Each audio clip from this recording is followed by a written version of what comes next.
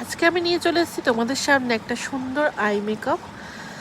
তো দেখো, ফার্স্টেই আমি কিন্তু নিউড শেড নিয়ে আমি আইলিডের ওপরে পুরো অ্যাপ্লাই করে দিলাম। আমি কিন্তু এটা ক্রিজ লাইন বরাবর অ্যাপ্লাই করেছি।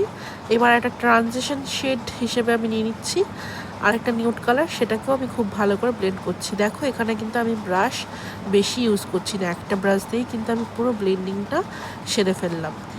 তো তোমরা যারা এরকম নিউড টাইপের আই মেকআপ পছন্দ করো তারা কিন্তু এটা ক্লায়েন্টের ওপর করতেই পারো। আর আজকাল ক্লায়েন্টরাও কিন্তু এগুলো খুব পছন্দ করে এরকম আই মেকআপ। তো এখানে দেখো, ফ্ল্যাট একটা ব্রাশ নিয়েছি প্রো আর্টের। তো ব্রাশটা কিন্তু একদম চেপে নেবে, ভালো করে চেপে নিয়ে আমি দেখিয়ে দিয়েছি কীরকমভাবে চাপতে হবে, সেরকম যেন শেপে থাকে। সেই শেপটা থাকলে কিন্তু কাট ক্রিজ করতে খুব সুবিধা হয়।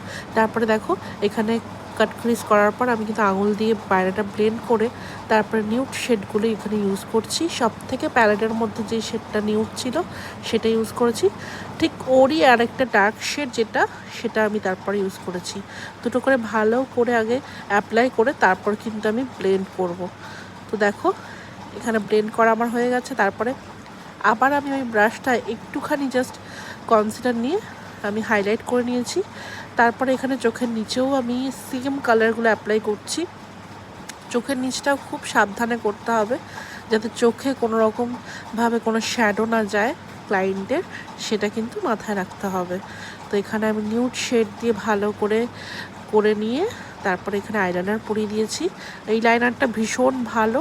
আর লাইনারটা ভালো কেন বলছি, এত ভালো লাইনার অ্যাপ্লাই হবে, তোমরা যারা জানতে চাও কী লাইনার সেটা কিন্তু নিচে কমেন্ট করে বলো, আমি তোমাদেরকে লিংক দিয়ে দেবো। তো দেখো কেমন হয়েছে লুকটা, অবশ্যই কিন্তু জানিও আই মেকআপটা কেমন লাগলো তোমাদের। ভালো লাগলে এরকম আরও ভিডিও আমি তোমাদের সাথে শেয়ার করব। আর ভালো লাগলে অবশ্যই লাইক করো। Thank you so much for watching.